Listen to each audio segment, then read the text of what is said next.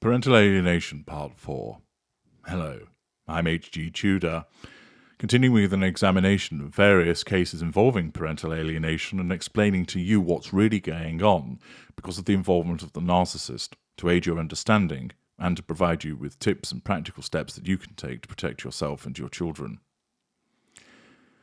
With regard to no-contact periods that are imposed by a court to allow treatment of children, the treatment typically starts with a 4-day workshop for children and the parent they've rejected.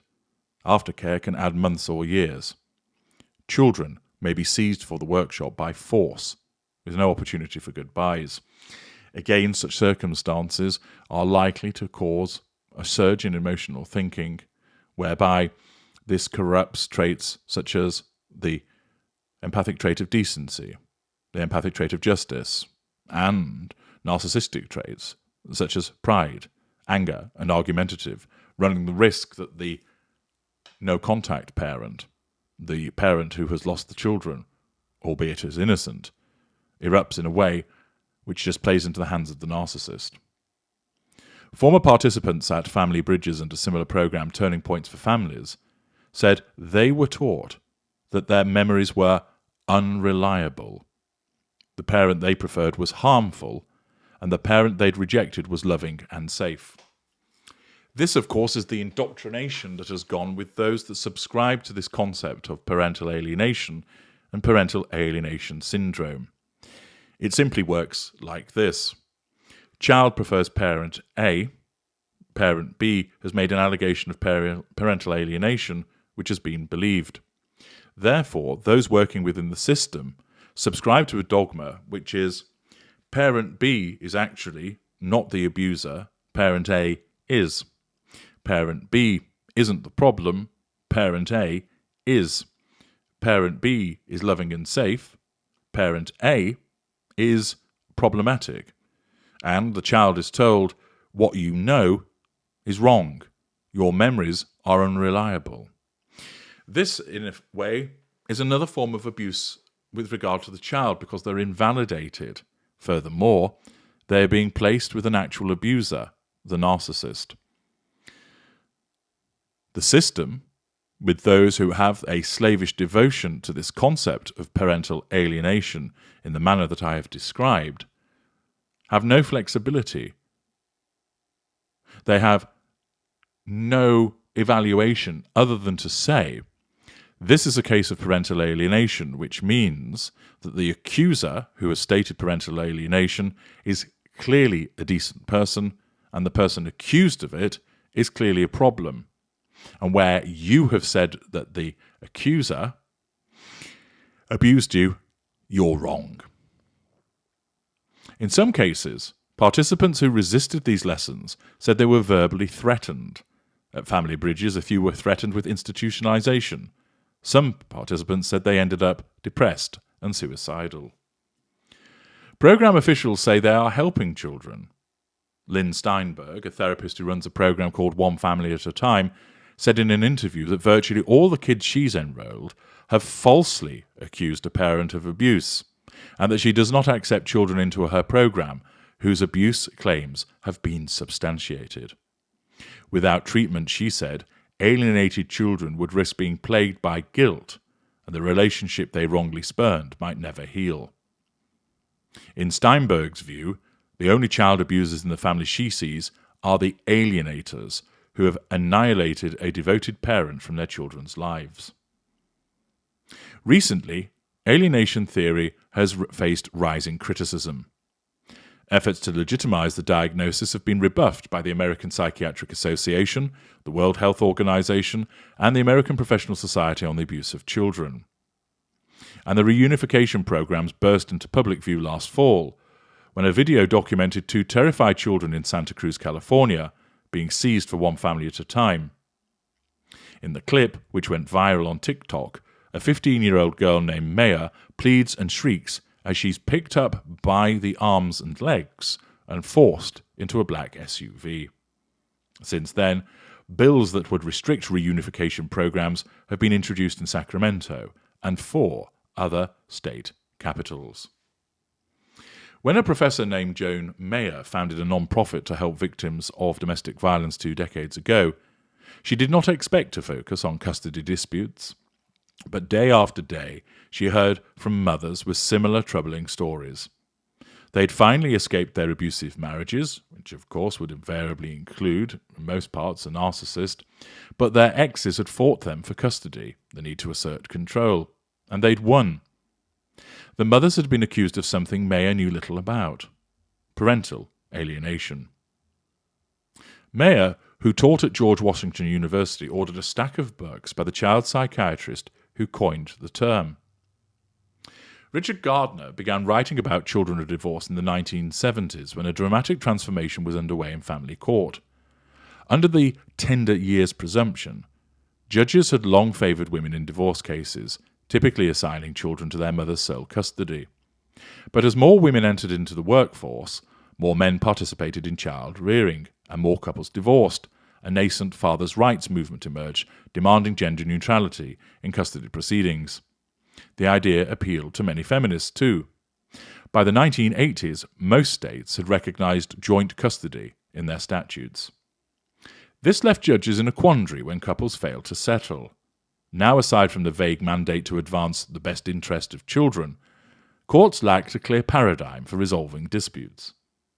Overwhelmed, judges turned to mental health professionals, asking them to assess each parent's fitness and recommend an optimal arrangement. The difficulty is that with many of these mental health professionals, they fail to spot that there is a narcissist in the dispute. They fail to spot what this is, what this means, and how it impacts upon all of the other parties. Accordingly, many narcissists at first blush, without proper testing of the evidence, manage to convince those mental health professionals that they are the one that is hard done to, they are the spurned parent and spurned unfairly, and it is the other actual innocent parent who is the problem. This failure to recognise the narcissist at work within child custody disputes and divorces is a significant reason why so many problems have arisen. This problem continues to this day. In so many instances where I am advising people, it is clear that those in the court system fail to recognise that a narcissist is at work, that a narcissist is utilising a facade, that the narcissist is putting forward false allegations, that the narcissist is incapable of reaching a resolution because of that inherent and entrenched need for control. Of course, my advice to the non-narcissist parent enables them to navigate their way through this to the best outcome for them. Gardner, then an associate clinical professor of child psychiatry at Columbia University, was an early custody evaluator, and in 1982 he published a how-to manual. By 1985, Gardner was arguing that some mothers, seeking to regain their advantage in court, were inducing a mental illness in their children, a condition he dubbed parental alienation syndrome. Now, it may well be the case that Gardner was identifying the behaviour of certain narcissists that were inducing this situation, but he didn't realise who it was that was doing it. Children afflicted with the syndrome, he said, could be identified by the campaign of denigration they waged against their fathers, which was accompanied by weak, frivolous, or absurd rationalizations and a disquieting lack of ambivalence. Some fanatic mothers even manipulated children into claiming their fathers had sexually abused them. Here again is the quandary. In some instances, these fanatic mothers are narcissists who have manipulated their children. In other instances, it is the narcissist who has abused them, but in order to deny that, throws in this allegation of parental alienation in order to evade the allegation that they have abused, and instead suggesting that the mother has planted the idea in the minds of the children. In both instances, the narcissist is impacting, but this is completely missed by those writing about it. When other manoeuvres against a father fail, Gardner wrote, the sex abuse accusation emerges as a final attempt to remove her entirely from the children's lives. Child sexual abuse claims made during custody disputes, he claimed, have a high likelihood of being false, although it doesn't appear that he offers any actual credible evidence to support that assertion. To prove children are suggestible, He often invoked the wave of 1980s cases in which preschool teachers were charged with sexual abuse, but later exonerated. Gardner's theory sidestepped what Joan Mayer saw as a glaring truth. Many children accused their fathers of abuse because their fathers were actually abusive. In fact, by the early 2000s, a large-scale study had found that, contrary to Gardner's writings, neither children nor mothers were likely to fabricate claims during custody disputes. Whilst it might not be likely, there'll be instances of where it could happen, again generated by a narcissist. But this study demonstrates that in actual fact, it's less likely that the claims are going to be fabricated, therefore they are true, and therefore, again missing this point, that it is the response of a narcissist thereafter to reject this, because even though they have abused that child, when the allegation is made, their narcissism naturally causes them to say, no, didn't happen, and you've been planting ideas in the minds of the children. And unfortunately, the skewed work of Richard Gardner started to give credence to this stance, propagated by narcissists, and then taken up by certain mental health professionals, and furthermore, then implemented by the courts. The remedies Gardner imposed for parental alienation syndrome were harsh. Insight, tenderness, sympathy, empathy have no place in the treatment of PAS, he said in a 1998 address. Here, you need a therapist who is hard-nosed, who is comfortable with authoritarian, dictatorial procedures. In a 2001 documentary, Gardner told a journalist how a mother might respond to a child reporting sexual abuse.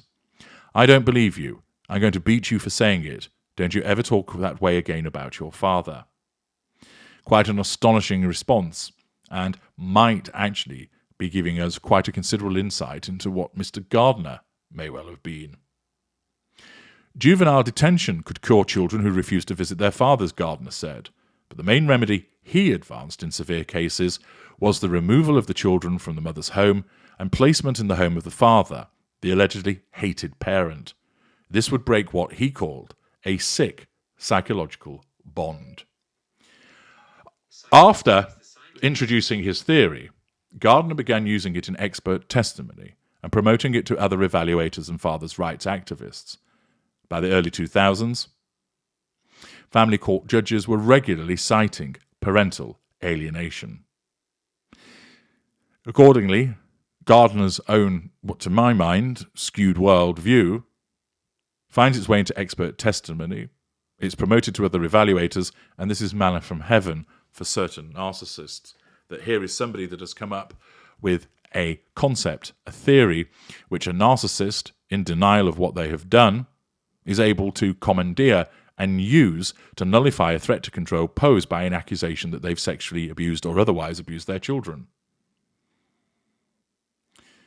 It is not hard to see how this has leaked into the system.